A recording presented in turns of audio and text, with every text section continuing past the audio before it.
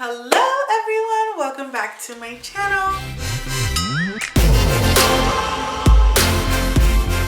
So it is a new year, a new decade, and that is literally insane. I cannot believe that it's 2020. I feel like I'm forever stuck on 2010. I keep thinking 2007 was 3 years ago. And I don't know if you're the type of person that hates the whole like new year, new me, like social media posts or whatever. But I just think there's something really refreshing about turning the page and starting a new chapter. That sounds so corny. But there's something really refreshing about starting over or getting a new chance. So I just wanted to share with you 5 things that oh my god, I'm so out of breath. This third trimester has been rough. Like, my lungs are pushed up almost all the way to my boobs. My bladder, like I have literally no control over my bladder. It's insane. But I'm grateful to be pregnant. I'm grateful for this little life growing inside me. And I'm excited not to give birth.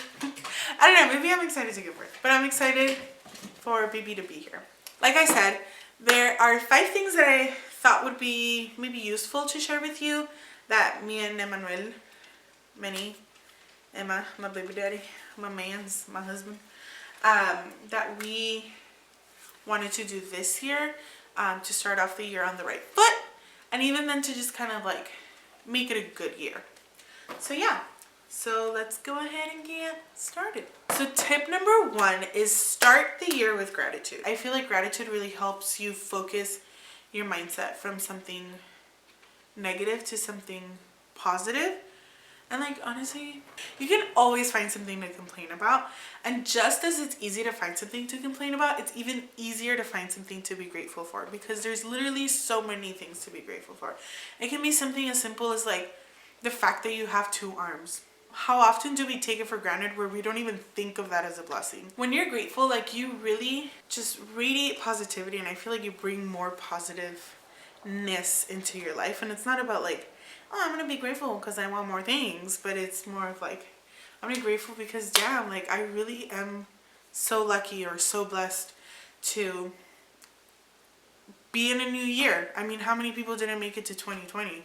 And you did. And if you're still here, it's because there's still a purpose for you, and there's still a reason for you to be on this earth. There's still something for you to accomplish.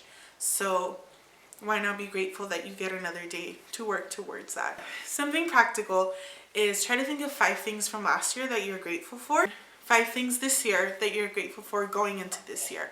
So obviously it can be something that maybe hasn't even happened yet. It can be something that you have, like having a roof over your head, having a meal today. And try to keep that attitude of gratitude every day. Like, at least every day, try to come up with one thing that you're grateful for, either at the beginning of the day or at the end of the day. And it's just going to keep you in this mentality. And if you go into the year with this attitude, I keep saying attitude of gratitude, but if you keep going through the year with gratitude, you're going to see what a difference it's going to make, not only on your mindset, but on who you are as a person. So yeah, attitude of gratitude. I'm going to say it 40 more times. Tip number 2 is next, start with your goals. So what Minnie and I did is we came up with a goal for like each aspect of our life. So like a spiritual goal, a personal goal, a professional goal, a financial goal. We came up with a goal, like a big goal or overall goal for each aspect of that. And then what you do is every month or every day or every week, do a small step that gets you toward that goal. So for example, I guess I can share mine to just kind of like explain it a little bit more. But for example, for me, a spiritual goal was to join a ministry. So I feel like ever since we moved states, since we moved from California to Arizona, it's been really hard for us to try to find a parish or like a community to get involved in. And we were super involved in California at our parish, so it's been such a weird thing to not like serve, or like, we still go to mass every Sunday, but it's not the same. Like, you need that sense of community, or at least we feel like that's very important to us. We've just been kind of going like from parish to parish. We go to different masses on Sunday, and a lot of times we go back home a lot because it's only like a 2-hour drive. So we do go back home a lot, and we go to our old parish or we go to a different parish. But still, like, I think my goal this year spiritually is to really find a ministry where I can like serve and also grow more in spirit, but in my faith, and you know, as a Christian, as a Catholic. And kind of hand in hand with that is we definitely want to live a retreat, whether it's a men's retreat, a women's retreat, a couple's retreat. We want to live at least one retreat during this year. So yeah, those are my spiritual goals. And like that's something that can be an overarching goal for the year, but obviously we work towards it. Like, we're gonna go to different ones, see what feels good, see what makes us feel at home, etc., etc. My personal goal, I am literally the messiest person ever. Like, it's so bad, and everybody told me when you get married you're gonna want to change it, and I was like, I am me, ain't nobody changing me. But I really hate it now that I have my own house, because the Mexican like mother in me, the Mexican wife in me is like, this mess is stressing me out. So one of the things that I really need to work on is like being more tidy, because I am really, really messy. And just being more like, I don't know, like taking care of my home, because it's one thing living under your parents' roof, and like I had chores, but it's not the same as like actually being in charge of your own home. And I feel like I really sucked at it last year, so I really want to work on it this year. It's never too late to start, but I definitely want to be more tidy. And that's something, like I said, that can be like my overall goal for the year. But obviously there's steps I can take every single day, or a little goal every day to get there, which is where I kind of feel like you can have your big goal, and then you have your action goals of like, you have to take action in order to get there. So like my daily action or my daily goal that I'm going to take action for can be what are going to be my weekly chores, or every day maybe just dedicate 10 minutes to just picking up, like whether it's kitchen stuff or living room stuff or whatever it is, like just 10 minutes to just pick up. And that little by little is going to help me, you know, get towards my goal of just overall being a tidier person. Professional or YouTube wise, because I do have my full-time job, but I think right now one of my biggest goals is I really want to focus on being consistent in YouTube. So again, that's something that can be my overall goal, and then I can have my monthly, weekly, daily goals to get there. Financial goal is we really want to work on paying off debt, and those type of goals. So one of the things that's really important is obviously write it down, and if it applies, write dates. So for example, if one of your goals is like, oh, I want to pay off a credit card, okay, by when? And write it down, because seeing it written down in your handwriting with a date, that's gonna help your mind like focus. Oh my god, I'm literally so out of breath, I need water. But that's gonna help your mind focus on like, okay, I gotta do this. I don't know what it is about seeing a goal in your own handwriting, but there's just something really powerful about it. I don't know how to explain it, but it just works. So make sure you write it down. I need water, hold on. And then I wonder why I have to pee every 5 minutes. Anyway, number 3 is be intentional with your time. And this is something that's super important that I really found worked for me last year. And I know it probably sounds really morbid, but we're all gonna die. Like, if there's anything guaranteed in this life, is that we're all gonna die and we're all gonna pay taxes. Those are the 2 guarantees of life. Nobody escapes it. We're all gonna go through it. So probably it can sound depressing or whatever to think about death, but if anything, death is just a reminder of life. If you're on this earth, there's a purpose for you. It's kind of what I was mentioning a little bit ago. Who were you created to be? Like, what were you created to do? What is your purpose in life? Even if you're not religious, like, you still have to believe that there's something you want out of life, that there's a purpose that, or something you want to accomplish. So what is it, and what are you doing every day to work towards it? Because at the end of the day, you only have 365 days in the year. That's if you make it to the end of the year, which I don't know who is. And it's scary to think about it like that, of like, wow, I'm gonna die one day. But it's true. So why waste your time, you know? Why waste your time doing something that's not going to make you a better person, or doing something that you don't even enjoy doing. And so I'm not talking about like going to the DMV, like nobody likes going to the DMV or whatever morbid tasks like that, but even like being stuck in a job you hate, or studying a degree that you're not even going to enjoy, or like working towards a degree for a career that you're not passionate about. You know, like what are you doing with your time? What is it that you really want out of life? Have you prayed about it? Have you discerned it? And who are you spending your time with? Are you spending your time with people who help you, who uplift you, who make you grow as a person, who make you feel good about yourself, who motivate you, or who make you want to be a better person, who inspire you? Or are you spending your time with people who drag you down, who make you feel useless, who make you feel like you don't matter, who make you feel like a thing and not a person? Because if you are, honestly, get away from those people, because not only are they not going to bring anything towards your life, they're just going to make you insecure. And there's no need for you to be insecure, you know? So be intentional with your time. Every day is another day to get closer to fulfilling your purpose. Spend time trying to figure out what you want to do with your life. Like, if you have no idea, if you're really like, I have no idea what I want to do with my life, okay, spend time trying to figure that out. What are you passionate about? What makes you happy? What are your talents? But there's a quote that says, I'm going to look it up because this is really important. Okay, it's a quote by Aristotle, and that mofo was a flipping genius.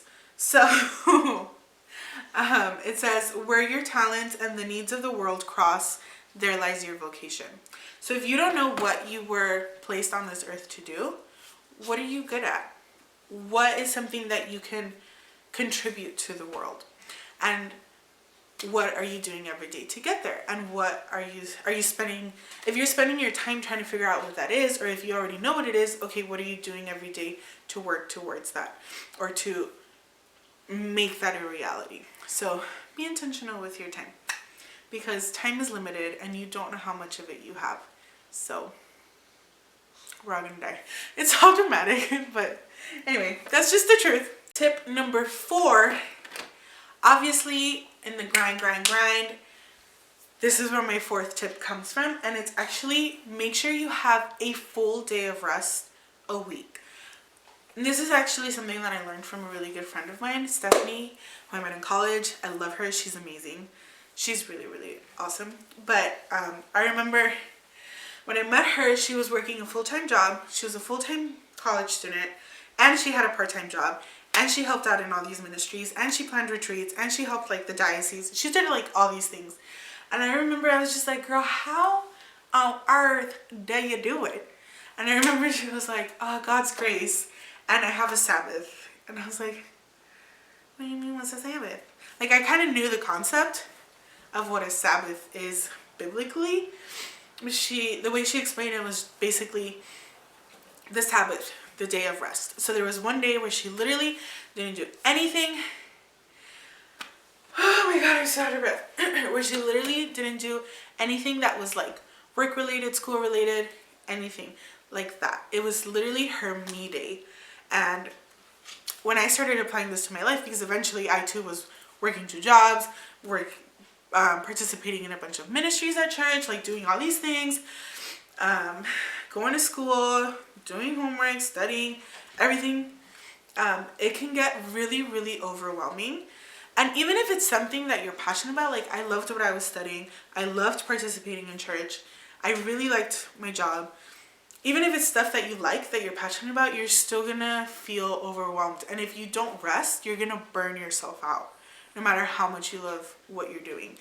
So it's really important to dedicate a day to yourself. It can be something like, just for that day, I don't know, go on a hike if you like to hike. Spend time in nature if you like nature. Read a book if you like to read. For me, honestly, I'm such a homebody, so I like to honestly just watch Netflix. But it would relax my mind so much to just be at home and watch a good movie, bake some cookies or bake some brownies. And if I was feeling really like out there, then I would like go on a hike. I would go to the beach. I would go to the park, read a book, like whatever it is that, if you have like an exercise, a sport, something that makes you feel like you can de-stress and you can just, oh, this is just like me time, then do it at least once a week, because your week is going to be hectic enough as it is. One of those days should be dedicated to you, and not to like, oh, this is my day off, so I'm gonna just run errands. Like, no, unless running errands is what makes you relax. If that's what it is, then do it. But if it's not something that makes you relax, find something that makes you de-stress. And tip number 5 is be joyful. And I know that life is not all sunshine and rainbows. Obviously, there's going to be times in the year where you go through hardships, where things suck, where maybe you'll experience really intense pain, whether it's emotional, physical, whatever it is. Nothing is perfect because life isn't perfect. So you're obviously going to have moments of struggle, moments of doubt, whatever it is that you go through. But there is a possibility to be joyful in the midst of suffering. And that's so much easier said than done. But it kind of goes hand in hand with the whole gratitude thing. Like, sometimes when we're at our worst is actually when the best thing is about to happen. There's a verse, I think it's Romans 12:12, something like that, that says, be joyful in hope, patient in affliction, and persistent in prayer. Something like that? Let me see. So, joyful in hope, patient in affliction, and persistent in prayer. So, patient in affliction, it basically just means know that this is not the end. Even if it feels like your world is crumbling, there's always something to find joy in. And it can be the worst pain you've ever gone through. But I guarantee you, if you try to find one thing to be joyful about, or one thing to feel grateful about in that moment, it's not going to make your pain go away, but it's just gonna make it a little more bearable. And that's obviously in times of suffering, but even in times of joy, like, really live your joy, because I feel like sometimes we're so scared of like, oh my god, everything's going so well, what's gonna go wrong, you know? And like, we don't let ourselves like live in this peace or this joy. And it's like, no, like, take it in, be grateful for it, and enjoy it. Like, you deserve to be happy, and you deserve to live a life filled with joy. So yeah. Anyway, those are basically just what I wanted to share with you. I'm really excited for this year. I'm excited for next month. I cannot believe I'm having a baby next month. That is insane. I'm really nervous. I'm really scared. I think this is probably one of the scariest beginnings of the year ever. Oh, there's my analogy for joyful and suffering. Like, I know I'm going to be freaking going through it with my vagina ripping and all these crazy things that happen in birth. But there's going to be a moment when I get to hold my little baby in my hands, and I know the pain is just going to be gone. Or at least that's what people say. And unless they're all lying to me, then I hope that's what happens. I don't know. I'm really excited for this year. I'm excited for the goals that Emma and I have together, for what we're trying to accomplish this year. Hopefully we get to do some fun trips, some, you know, just becoming a little family. I'm really excited about that.